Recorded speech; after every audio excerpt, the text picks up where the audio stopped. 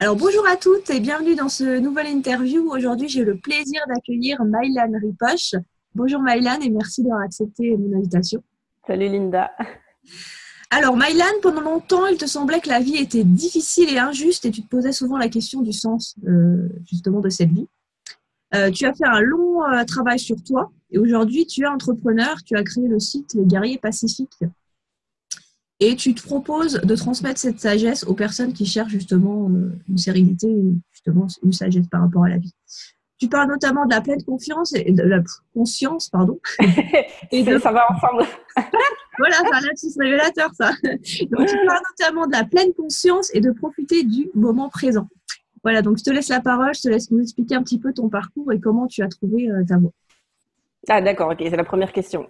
Comment j'ai trouvé ma voie? Voilà, ton parcours et comment tu as trouvé ta voie. Ouais. Ouais, donc mon parcours plutôt entrepreneur, enfin juste pour Bah, comment tu es arrivé à ça le guerrier pacifique. Ouais. Donc bah, un peu ce que tu dis, enfin moi ça a été un vrai cheminement de vie en fait. Et qui a commencé très tôt dans l'enfance où, comme tu disais, très tôt, je me suis posé un peu des questions existentielles sur, notamment, je me posais la question, c'est quoi le sens de la vie et comment on fait pour être heureux? Parce que autour de moi et notamment dans ma famille, je voyais que ça rayonnait pas la joie.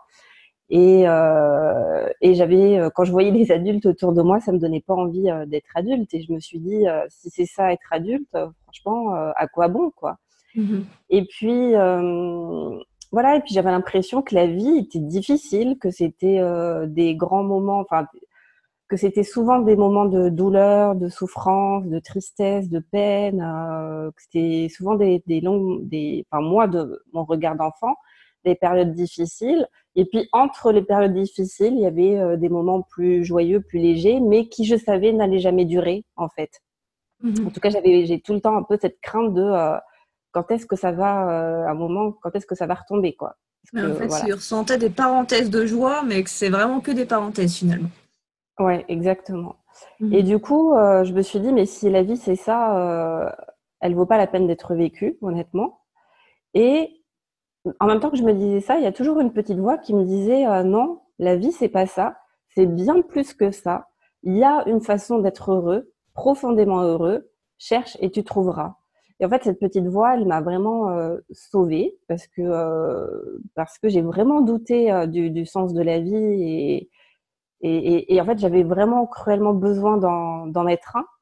Et Mhm. c'est ça qui m'a poussée. Et je crois que c'est mon destin. Moi, je crois. Enfin, j'ai toujours eu aussi cette sensation depuis petite que, pas toujours dans les moments où je sais pas, où j'avais une connexion particulière, ou j'en sais rien, c'est pas tout le temps parce que je doutais, j'avais pas du tout confiance en moi, mais les moments où j'avais confiance en moi, je sentais qu'il y a un truc en moi qui me dépassait et qui me disait, t'auras un grand destin. Je sais pas comment dire, en fait, tu feras des grands.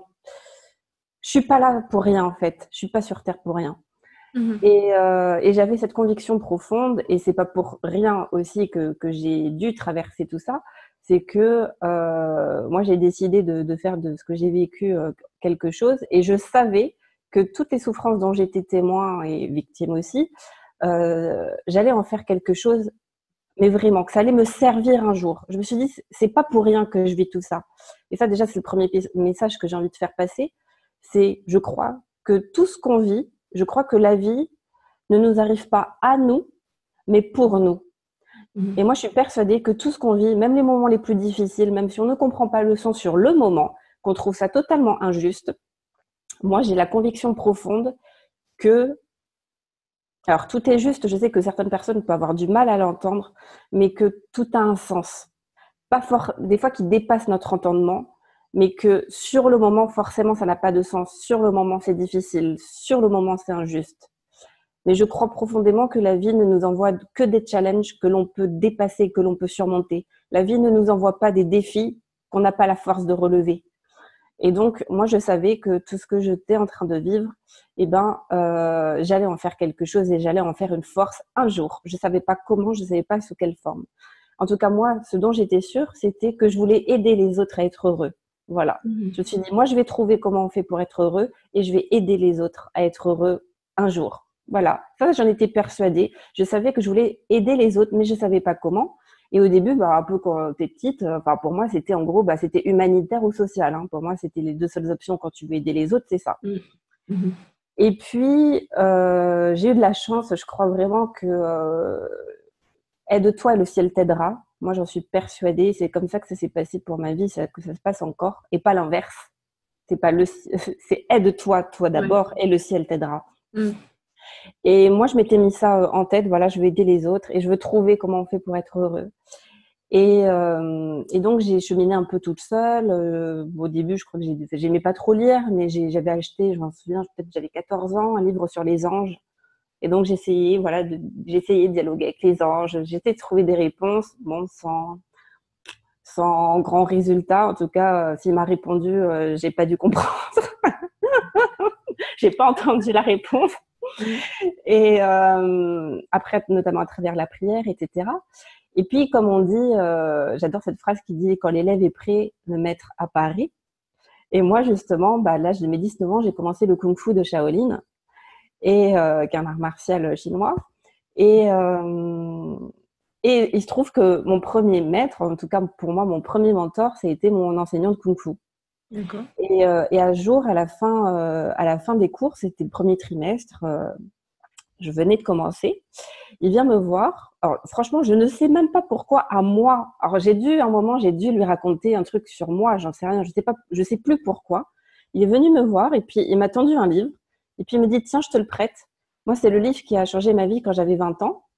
C'est le genre de livre qu'on lit avec différents niveaux de lecture. Alors déjà, j'étais là, ça veut dire quoi, différents niveaux de lecture? Tu vois, moi, je débarquais je n'étais pas du tout dans le milieu du développement personnel, je n'y connaissais rien.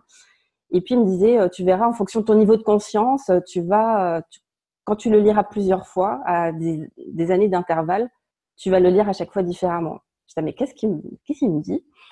Et puis, il me dit, tu me diras ce que tu en penses. Et ce livre, c'était le roman initiatique Le guerrier pacifique. Donc, moi, le livre qui a changé ma vie. Et en fait, quand j'ai lu ce livre, j'ai pris une claque de sagesse. Et il y a eu un avant et un après ce livre.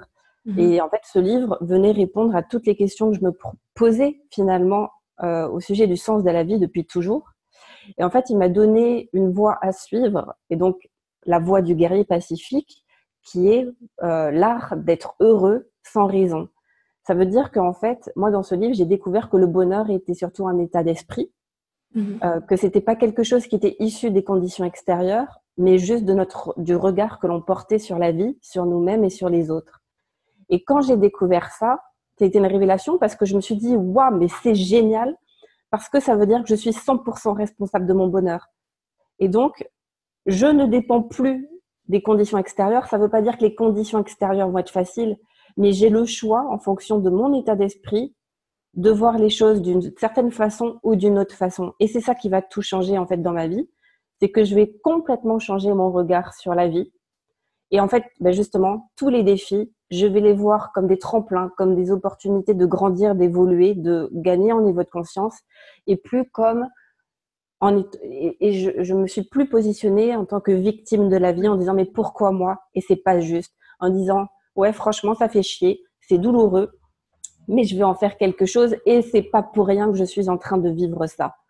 Et donc du coup, ça a été voilà, il y a eu vraiment un avant et un après ce livre, et c'est pour ça que du coup donc ensuite, la suite de mon cheminement, c'est que à la fin de mes études, moi j'ai fait des études en communication, et après pendant 7 ans, j'ai été chargée d'études RH. Par contre, j'ai eu deuxième rencontre déterminante à la fac, dernière année de fac. Je rencontre c'était pas un professeur, c'était un intervenant extérieur qui est venu nous donner des cours en ressources humaines, et il se trouve qu'il était coach. Et quand il nous a parlé de son métier, deuxième révélation, je me suis dit waouh, c'est ça que je veux faire. En fait, je sentais que le social, je savais que ça allait pas forcément. Je sentais qu'il y a un truc qui me disait ouais, peut-être, mais peut-être pas. Voilà, l'humanitaire, je me disais c'est bien, mais on gagne pas trop sa vie avec. Enfin, c'est compliqué, voilà. Et là, je me suis dit waouh, mais c'est génial, parce que ça, c'est un métier qui me paraît hyper concret, où je vais concrètement aider les autres. Et je sentais que c'était plus, contrairement à psy ou même à assistante sociale, les problématiques abordées étaient entre guillemets quand même plus légères, quoi. Et moi, je me sentais pas avoir les épaules pour aider les gens en très grande difficulté, en fait. C'est pas mon énergie et je m'en sentais pas capable, surtout. Et, du coup, quand j'ai rencontré ce prof, pareil, deuxième bénédiction pour moi, c'était merci la vie, parce que j'avais jamais entendu parler de coaching de ma vie avant. Et je me suis dit, c'est quoi ce truc? Mais quand il en a parlé, voilà, c'était juste, j'ai trouvé ma vocation. C'est bon, j'ai trouvé, même, voilà, c'est évident. Ouais, donc voilà, j'ai fait le test de personnalité. Et en fait, quand il est passé, il me fait, c'est marrant, t'as le même profil que moi. Et je me suis dit, c'est bon, là c'est trop, c'est un signe de la vie pour me dire, c'est bon, c'est ça. Donc, du coup, quand j'ai fini mes études, donc j'ai décroché mon premier et dernier poste, d'ailleurs, de chargé d'études RH, que j'ai fait pendant 7 ans.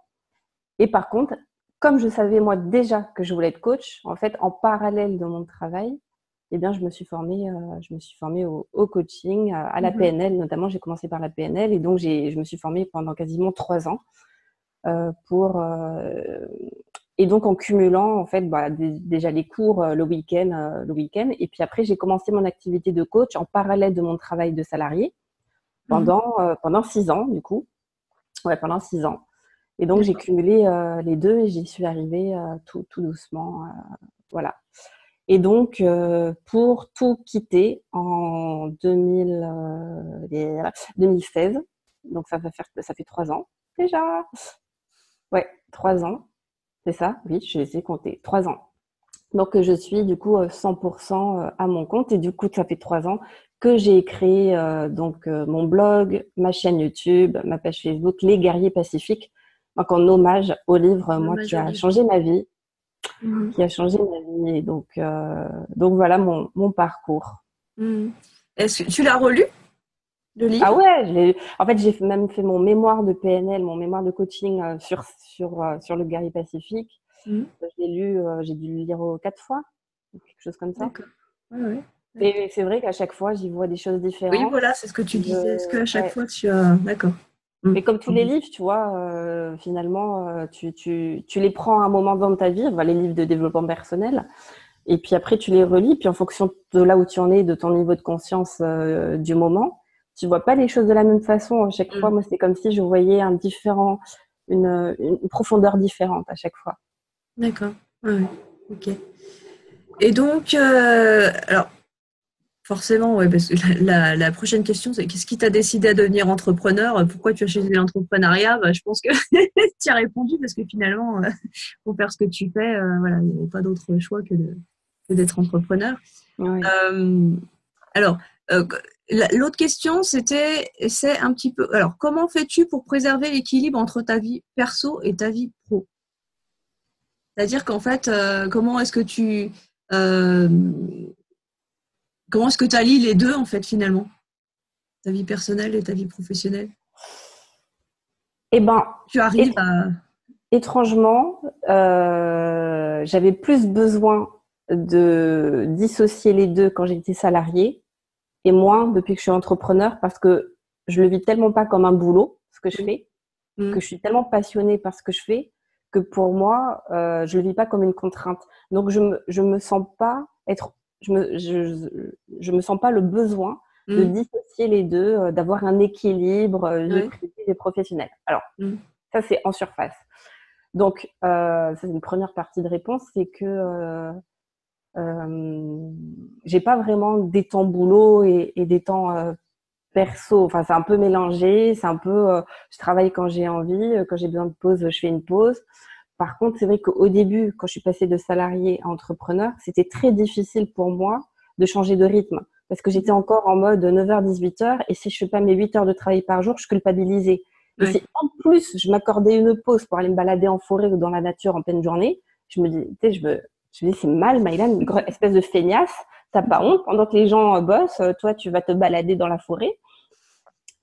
Et puis en fait, le métier d'entrepreneur, c'est complètement à notre rythme. Et du coup, moi, ça m'a mis plus d'1 an à sortir du mode salarié, en fait, sortir de l'état d'esprit de salarié, donc de 35 heures minimum par semaine, sinon tu es une feignasse. Euh, et puis, je m'accordais pas de pause, quoi. J'étais en mode bulldozer. Et puis, en plus, moi, en 3 mois, j'ai sorti le site, la chaîne YouTube, la page Facebook, des vidéos, des articles. D'ailleurs, je me suis bloqué le dos pendant 1 mois après parce que j'ai trop fait. Ouais. Et aujourd'hui, alors par contre, c'est vrai que l'inconvénient, le risque de pas trop dissocier aujourd'hui, c'est que des fois, je peux travailler le soir, le week-end, je n'ai pas vraiment de temps off en fait. Alors, par contre, là, je me suis imposée une journée, au moins une journée par semaine, où je ne touche pas mon ordinateur. D'accord. Donc du coup, je l'ouvre pas et c'est ce que j'appelle le lazy day. En fait, je me suis inspirée de l'endroit où je fais mes retraites, souvent de méditation, où pendant la semaine de retraite, il y a un lazy day, donc journée de paresse, où l'idée, c'est de ne rien programmer et de ne rien faire, juste profiter, voilà, se laisser être. Et donc, du coup, moi, c'est tout récent, je me suis imposé 1 jour par semaine de lazy day où je ne touche pas mon ordinateur, je l'ouvre pas, je ne travaille pas. Est-ce que c'est difficile? Ouais, des fois, je dis... Là, j'ai des trucs à faire. Mais non, parce qu'en fait, je vois que ce temps-là, qui peut être perçu d'abord comme une perte de temps, en fait, c'est un gain de temps parce que c'est un gain d'énergie. Et que des fois, c'est mon expérience, en tant qu'entrepreneur, surtout quand on est passionné par ce qu'on fait, on a tendance un peu à tirer sur la corde en disant non mais attends, j'ai plein de trucs à faire, donc je fais. Et puis moi, j'avais aussi cette tendance, et je l'ai encore des fois, quand je sens que j'ai d'énergie, je suis au taquet, je suis à fond, donc je crame toute ma batterie et le lendemain, je suis un gros légume parce que je me suis vidée en fait la veille. Et c'est là où ça reste toujours pas évident, mais j'essaye de trouver un équilibre comme ça, c'est de pas pomper tout mon stock d'énergie dans le boulot et de savoir aussi m'arrêter, même quand je me sens bien, de dire j'arrête dans tous les cas, de m'imposer des pauses parce que sinon je travaillerai non-stop tant que je me sens en forme, quoi. Et ça c'est pas forcément sain. Parce que du coup, c'est comme ça qu'on fait le yo-yo aussi. Donc du coup, et moi, j'accompagne aussi beaucoup d'entrepreneurs. Et c'est le schéma récurrent, c'est qu'on tire, puis paf, ça descend. Et puis quand ça descend, après, t'es là. Oui, voilà. T'es en mode légume. Donc, tu mets 2 jours à te reprendre. Donc, tu traînes un peu des pieds, tu as les cernes comme ça, et puis tu travailles, t'es pas efficace, en fait, tu glandes. Donc, tu es devant ton ordi comme ça. Et puis, après, tu as un petit regain d'énergie. Donc, c'est bon, là. Je suis au taquet, donc tu repars, tu te recrames et tu rechutes. Et donc, c'est important de pas attendre d'être fatigué pour faire des pauses. Et ça, quand on est entrepreneur, c'est pas forcément le plus facile. Donc, de s'imposer des pauses pour vraiment cumuler du stock et du crédit énergie, justement. Et moi, par rapport à la pleine conscience, ce que je dis, c'est stocker par rapport à la méditation, parce que j'enseigne la méditation de pleine conscience. N'attendez pas en fait d'être au milieu de la tempête pour apprendre à méditer. Ne le voyez pas comme un outil de réparation, mais comme un outil de prévention. Et c'est exactement la même chose avec sa santé, son énergie en tant qu'entrepreneur. C'est important. Et encore une fois, c'est pas facile. Et même moi, j'ai encore du mal. Mais de le voir comme, voilà, je cumule du stock quand je suis bien et de pas attendre de me vider, un peu comme on attendrait que la batterie du téléphone soit 0 pour la recharger, dire ah là, 50%, voilà, peut-être je recharge un petit coup, quoi. Et donc, et là, c'est la même chose avec nous. Oui, tout à fait. Là, tu parlais, donc, tu as commencé à parler de la méditation de pleine conscience. Au début, tu disais que tu cherchais comment on pouvait être heureux. Est-ce que pour toi, justement, être heureux, ça passe par le fait d'être en pleine conscience, dans le moment présent, en fait. Pour moi, c'est ça le secret. La recette magique, non, pas forcément de recette magique, mais voilà. Est-ce que pour toi, c'est vraiment dans le moment présent qu'on... Parce que finalement, on n'y est pas souvent. Hein. Moi, j'avais vraiment un gros problème par rapport à ça, justement. Je suis pas souvent dans le moment présent. Bah, juste, rappelle-toi peut-être un des derniers moments où tu te sentais bien, où tu te sentais heureuse. Mm. Tu t'en souviens? Oui, j'en ai un. Et où, ouais. Et où tu étais à ce moment-là? Où ton esprit était à ce moment-là? Est-ce que tu étais Mm. en train de penser au passé, au futur? Tu étais où, en fait, à ce moment-là? Qu'est-ce qui fait que tu étais heureuse, que tu étais bien à ce moment-là? Oui, parce que j'étais dans le moment. C'était un moment avec mon fils. Mm. Donc, tu savourais le moment avec ton Mm. fils. Mm. Donc, tu as la réponse à ta question. Ouais, Et que, en fait, c'est ça. pour moi, c'est pas pour, ouais, le bonheur ne peut se trouver que dans le moment présent. On peut Mm. pas, parce que souvent, comme tu dis, on est rarement dans le moment présent. Oui et non. En fait, quand tu dis on est rarement, en fait, tu parles de notre Oui. esprit. Parce Mm. que le corps, il sera Oui. toujours ici et maintenant. Mais Mm. en effet, notre esprit se balade toujours dans le temps entre un passé qui n'existe plus ou un futur qui n'existe pas encore. Et la plupart du temps, quand les personnes qui sont notamment en dépression, c'est quoi des personnes en dépression? C'est des personnes qui sont happées par des pensées euh, négatives du passé. Donc, c'est des personnes qui sont bloquées dans un passé qui n'existe plus. À l'inverse, et ça, c'est plutôt la tendance des entrepreneurs, on est happé par un futur qui n'existe pas encore. Donc, on est inquiet pour notre chiffre d'affaires, pour les clients qu'on va avoir ou ne pas avoir, les factures qu'on doit payer. Et donc, souvent, en tant qu'entrepreneur, on est très souvent, et moi, je le vois dans toutes les personnes que j'accompagne, happé vraiment par le futur en disant oui, mais demain, oui, Mm. ok. Je dis pas qu'il faut tout le temps être dans le moment présent, qu'il faut rien anticiper. Mais quand tu vois, quand on observe, quand on se sent triste, quand on est en colère, quand on n'est pas heureux, en fait, quand on se sent pas heureux, où est notre esprit? Est-ce qu'il est ici et maintenant? Non, il est soit on est en train de ruminer une scène du passé, une situation passée, soit on anticipe un scénario catastrophe qui n'est pas encore arrivé. Mais si on ramène simplement son attention à cette respiration-là, cet aspire et cet expire, ici et maintenant. Est-ce que, par exemple, est-ce que tu as un problème ici et maintenant Bah non. quand tu juste te connectes à cette respiration? Mm. Ah non, c'est sûr. Mm.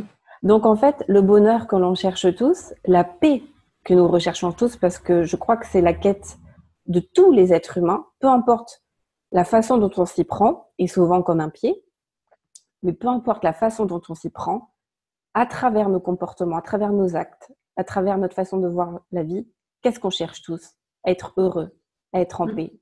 Et la paix, elle ne peut pas se trouver dans le passé, elle ne peut pas se trouver dans le futur, elle ne peut se trouver que ici et maintenant. La paix, on peut la goûter que maintenant, Mm. Oui, dans c'est le sûr. temps. Et donc oui, bien sûr que pour moi, le bonheur et vivre le moment présent sont intimement liés parce qu'en fait, il ne peut se goûter que dans le moment présent, le bonheur. Et donc souvent, là où on a tendance à croire que je serai heureux que quand j'aurais fait ça. Et ce que je Mm. disais à la conférence que j'ai donnée pour Martin Latulippe il y a un mois, c'est, et je suis tombée aussi moi-même dans ce piège, je serai heureuse que quand je serai enfin la meilleure version de moi-même, que quand j'aurai enfin fait tel chiffre d'affaires, que quand j'aurai enfin plus de défauts, par exemple. Et du coup, bah, quand on est dans ce mode-là, on est toujours en train de courir après un futur qui n'arrivera jamais. C'est le principe du futur. C'est ça. Et puis, et même quand on obtient ce qu'on veut, l'esprit et l'humain est fait que on va aller de suite chercher un autre objectif ou autre chose. Donc, même si on a par exemple le chiffre d'affaires que l'on voulait en disant c'est bon, par exemple, la tendance du moment, c'est faire un chiffre d'affaires à 6 chiffres. Voilà, c'est la tendance marketing du moment. Tout le monde veut faire un chiffre d'affaires à 6 C'est chiffres. ça. donc, et donc, non, mais je te jure, j'ai accompagné des entrepreneurs qui font un chiffre d'affaires à 6 chiffres. Ils sont pas heureux. Mm. Mm. Ils se sont racontés qu'ils seraient heureux que quand ils seront dans l'abondance financière. Mais en fait, le travail qu'on a fait ensemble, c'est de leur permettre de réaliser, pas avec la tête, parce que ça, tout le monde l'a entendu. Le bonheur n'est pas issu des conditions extérieures, ça, tout le monde le sait maintenant, on l'a entendu. Mais combien le réalisent? Le réalisent dans le corps, dans les tripes. Et ces personnes-là disent, je comprends pas, pourtant, j'ai tout pour être heureux, et pourtant, je ne le suis pas. Mais parce que l'abondance, encore une fois, c'est pas le résultat de conditions extérieures, c'est comment tu te sens intérieurement. Donc, est-ce que tu te sens riche? En fait, c'est ça la vraie question. Est-ce que tu te sens abondant, toi, avec toi? Et donc, si tu peux avoir 3 millions sur ton compte, mais si tu sais pas apprécier un coucher de soleil, tu peux pas être heureux. Si tu sais pas apprécier le temps que tu passes avec des gens qui te sont chers, c'est ça être heureux, c'est ça le bonheur quand on regarde. Mais typiquement, l'exemple que tu m'as donné, toutes les personnes qu'on peut interroger en disant « Dis-moi un des moments dans lesquels tu étais le plus heureux. Est-ce que c'était quand j'ai vu que j'avais mon compte en banque rempli ?» Non. Ça, c'est pas le bonheur. Ça, c'est un petit moment d'excitation ou de plaisir éphémère. Mais c'est pas ça le bonheur. C'est pas ça qui te nourrit.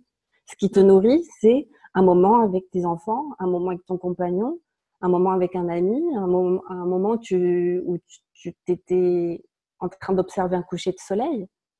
C'était pas quand tu avais 10 likes ou 50 000 likes sur ton dernier post Facebook. Et un voyage que tu peux faire grâce aux 6 chiffres, par exemple. Oui et non. Ouais. Parce que pareil, les voyages, moi, j'ai fait l'expérience. Pareil, ça, c'est un truc qu'on se raconte. Ouais, je vais partir à Tahiti ou à Bali, tu vois, genre, ça va être génial. Mais combien d'entre nous, et moi, je veux dire, je vais parler de mon expérience, et je pense que ça peut parler à beaucoup de gens aussi. Combien de fois, encore une fois, on avait dans les mains ce qu'on rêvait. Donc, le voyage à Bali, par exemple. Ça y est, je suis à Bali, et c'est bizarre, peut-être il y a un truc en moi, je me sens pas bien. Je me sens triste. Je sens qu'il y a un truc en moi qui n'arrive pas à savourer.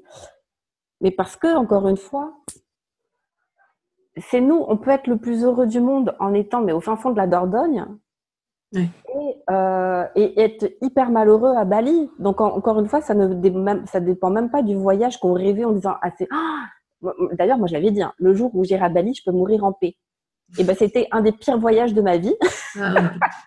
Parce que je suis tombée malade, parce que les gens, pas à Bali, mais à Java et Lombok, je les ai trouvés super désagréables. Enfin, moi, mon expérience avec les gens là-bas a été catastrophique. Et du coup, j'avais idéalisé ce voyage en disant après, je peux mourir en paix. C'était un des pires voyages de ma vie. et donc, souvent, voilà, on idéalise, on projette des choses. Et en attendant, on ne savoure pas la vie. Et moi, les moments les plus heureux ou les expériences finalement les plus fortes que j'ai eues, et justement, je parlais de la Dordogne, c'était quand je faisais mes retraites de méditation en Dordogne. Et je veux dire, extérieurement, Bali est plus joli, est plus impressionnant, tout ce que tu veux. Et pourtant, les moments de plénitude et de paix intérieure que j'ai ressentis, le plus profond, c'était pas l'autre bout du monde, c'était en France, tu vois. Et des fois, tu peux avoir... et encore une fois, c'est vraiment des leurres qu'on se raconte de croire que c'est bon, quand j'aurai ça, c'est bon, c'est le Graal, je serai enfin heureux, je pourrai enfin mourir en paix, comme moi j'ai dit avec la Thaïlande et Bali, et me dire, ouais, c'était sympa, mais quand je regarde mon expérience intérieure avec moi, c'est pas les moments où j'étais le plus heureuse, c'est pas les moments qui m'auront le plus marqué dans ma vie. Et donc, attention à ne pas vous tromper de cible. Et le bonheur, c'est pas quand vous serez là-bas, c'est déjà ici et maintenant, savourer des choses simples. Et moi, c'est ce que j'enseigne aussi grâce à la pleine conscience et que j'ai appris moi-même grâce à la pleine conscience, c'est ramener son attention au moment présent tel qu'il est. Et tel qu'il est, ça veut dire que ce moment soit agréable ou désagréable. Parce que pareil, souvent, on croit que le bonheur, c'est que quand on est joyeux, que quand tout va bien, que quand on a des pensées positives. Mais pour moi, le vrai bonheur inclut le malheur. Et moi, c'est ce que j'enseigne à travers aussi mes accompagnements individuels ou à travers mes vidéos, enfin, dans tout ce que je fais. J'aide les gens à être profondément heureux en incluant la souffrance, en incluant le malheur. Pour moi, c'est ça le vrai bonheur. C'est pas s'accrocher à ce qui est positif et rejeter ce qui est négatif, c'est inclure le négatif. Et donc, c'est de se dire, quand je suis dans le creux de vague, comment je fais? Quel état d'esprit je choisis d'avoir? Est-ce que je choisis de résister à la difficulté ou de l'accepter? Parce que c'est ce qui est. Et ça nous permet de traverser, de surfer sur les vagues de la vie plutôt que de vouloir arrêter les vagues. Parce que les vagues font partie de la vie et encore plus de la vie d'entrepreneur. C'est ça. Et donc, c'est apprendre à surfer sur les difficultés. Oui, parce que souvent, on entend dire la pensée positive, il faut toujours être positif. Alors, quand on est justement dans le bas, être positif, c'est pas quand on a quelque chose qui nous arrive dessus et qui nous contrarie, c'est pas en se disant oui, il faut que je sois positif, c'est pas grave, que ça va aller, quoi. Et finalement, c'est intéressant ce que tu dis parce que toi, tu as vraiment une autre approche dans le sens où en fait, il faut accepter ce moment et arriver à le passer. Voilà. Plutôt que ça va aller, oui, ça va aller, c'est plutôt, dans tous les cas, rien ne dure, tout change. Et donc, c'est accepter que, déjà, oui, ça va aller dans le sens où je sais que de toute façon, comme tout change, le creux de vague ne va pas durer. Après le creux de vague, le haut de la vague. Par contre, et le piège, il est plutôt quand on est au haut de la vague en disant, c'est bon, je suis arrivée. Et là, paf, tu te recasses la gueule en disant, mais merde, je comprends pas. Si, ça s'appelle la vie. Et donc, du coup, c'est plutôt quand on est en haut et que ça commence à redescendre, où là, on a tendance à résister en disant, non, je veux pas, je veux pas, tu veux rester en haut. Là, c'est ça. C'est comme si de dire, non, je veux pas qu'il y ait l'automne qui arrive. Moi, je suis bien, l'été, c'est bien. Mais sauf que ça fait partie de la vie. Donc, après l'été, il y a l'automne. Après l'automne, il y a l'hiver. Mais après l'hiver, il y a le printemps. Et c'est comme ça aussi dans la vie. Et donc, du coup, moi, je suis contre la pensée positive. Enfin, moi, je n'adhère pas du tout à cette méthode-là parce que pour moi, et de mon expérience, ça ne marche absolument pas. Et de toute façon, l'autre jour, j'ai vu une vidéo, mais c'était tellement pertinent, de Nassim Reza qui disait « La pensée positive attire la pensée négative. » Mais elle a tellement raison. En fait, c'est deux facettes de la même médaille. Si tu as besoin de faire de la pensée positive, c'est que tu as besoin d'avoir des pensées négatives pour pouvoir utiliser la pensée positive. Donc, plus tu vas utiliser la pensée positive et plus tu vas attirer la pensée négative. Ça va ensemble. Et en plus, comme tu dis, pour moi, moi, en tout cas, ça ne marche pas. Me répéter, oui, j'ai confiance en moi, je vais réussir. Je sais même plus le genre de phrase qu'on peut se répéter. Il y a une partie de moi, de toute façon, une partie de notre inconscient, subconscient, je ne sais pas lesquels les deux, mais qui n'y croit pas, en fait. Et donc, ça passe pas la barrière. Ouais, c'est du vent, quoi. Je trouve ça, c'est creux, c'est plat. Et moi, je trouve ça beaucoup plus puissant et beaucoup plus réaliste de se dire, putain, là, j'en chie. Ouais, attends, là, c'est dur. Oh, mais j'accepte. C'est pas de dire en mode oui, non, je dis oui à ce qui est et ça va passer. Alors que intérieurement, tu es en train d'en chier. Et donc, moi, là, avec la pleine conscience, moi, ce que je dis, c'est t'en chies, mais n'essaie même pas de te rendre ailleurs que là où tu es. Juste accepte que là, t'en chies et c'est comment d'en chier. Et c'est paradoxalement, c'est le fait d'accepter pleinement la difficulté, pleinement le creux de vague. C'est ça qui va te permettre ensuite d'être beaucoup plus détendu et de laisser ce moment-là va se dissiper et va passer beaucoup plus vite qu'en y résistant, en faisant de la pensée positive qui en fait est fait un peu d'un pansement qu'on met sur une plaie qui est ouverte. Ça ne sert à rien. C'est du pipeau, c'est de la foutaise. Et donc, en tout cas, moi, mon approche, c'est de dire, et je l'avais raconté d'ailleurs à ma conférence le mois dernier, je racontais l'anecdote d'un client qui me disait « Ouais, Maïlan, je comprends pas, pourtant, j'ai des routines tous les matins, je développe un mindset de gagnant et ça va pas. » Et je lui disais « Peut-être accepte qu'aujourd'hui, tu as un mindset de perdant. Juste accepte ça. Arrête de résister à ce qui est. Aujourd'hui, tu as un mindset de loser. Et alors? Et alors? Donc, c'est aussi arrêter, et surtout les femmes, enfin, ou les hommes aussi, hein, et de se prendre pour des Wonder Woman et arrêter l'injonction de sois forte. On a le droit d'être faible. On a le droit d'être vulnérable. On a le droit d'être faillible. Et donc, il n'y a pas de problème à avoir des coups de mou, être fatigué, à être découragé. On a le droit et c'est normal. Mais ça va pas durer. Et paradoxalement, encore une fois, c'est plus on va accepter cet état-là et plus il va passer. Plus on va y résister et plus il va persister. Ok. C'est puissant hein, ce que tu viens d'expliquer. Ouais, c'est puissant. Du coup, je te pose pas la question d'après parce que c'est le conseil que tu as envie de donner aux femmes entrepreneurs. Tu viens d'expliquer tout ça finalement de comment faire pour être plus dans le moment présent et accepter forcément ce qui va pas. C'est tout à fait ça. J'ai du mal à. Ouais, dis donc. Non, mais c'est vrai. Non, mais parce que ce qui m'énerve, des fois, ce qui me contrarie, c'est vrai que j'en vois plein des femmes entrepreneurs, mais moi aussi, hein, je l'ai eu fait, d'écouter un petit peu. On a toujours tendance à écouter les grands coachs qui ont réussi, qui font des dizaines de milliers de chiffres d'affaires, etc.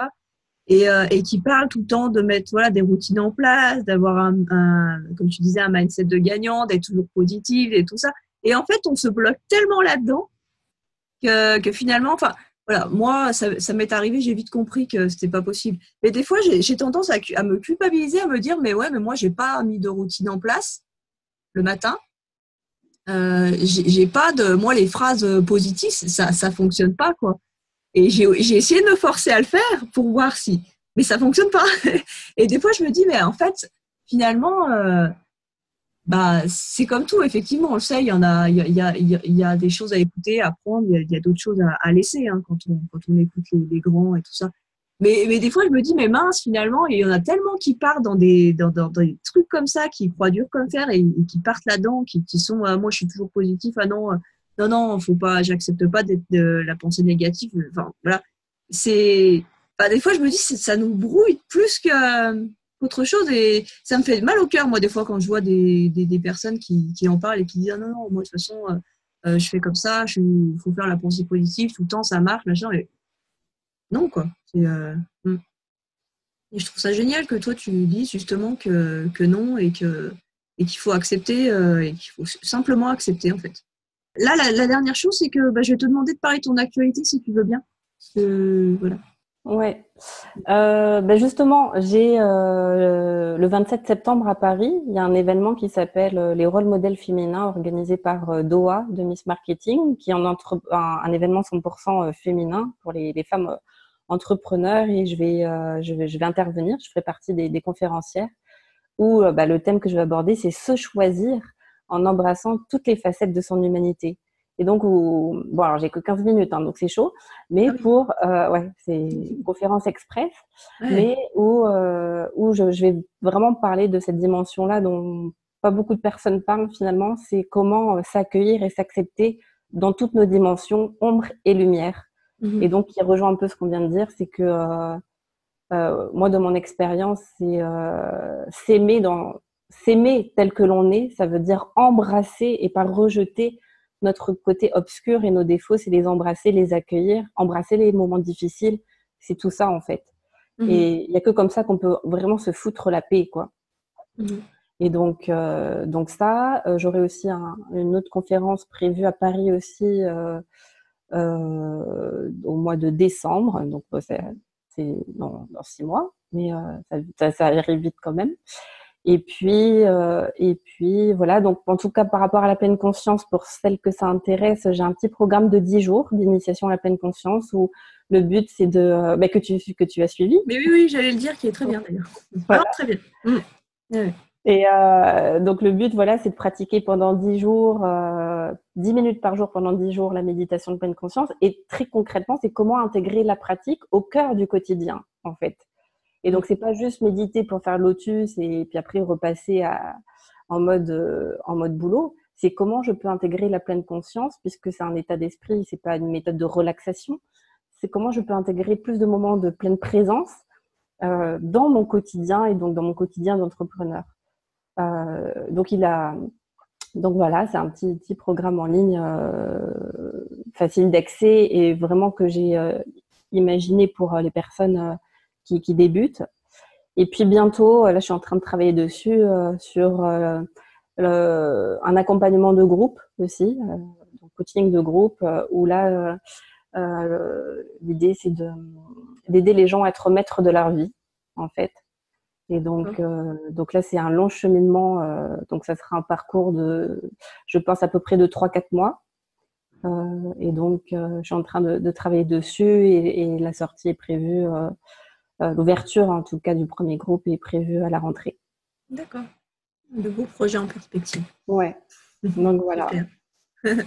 Écoute, merci beaucoup, Maïlan. De toute façon, je mettrai tous les liens en dessous de cette vidéo. Et puis, pour toutes celles qui veulent recevoir ces entrevues en avant-première, n'hésitez pas à rentrer votre mail dans le lien que je mettrai aussi en dessous de la vidéo. C'est le lien de ma newsletter. Je te remercie beaucoup, Maïlan, pour le temps que tu as pris pour cette interview super riche. C'était très puissant. Je te remercie. Merci à toi, Linda. Et je vous souhaite à toutes une belle journée, une belle soirée, selon quand vous nous écoutez. Et je vous dis à très bientôt pour une prochaine interview. À bientôt, Maïlan. Merci, Linda. À bientôt.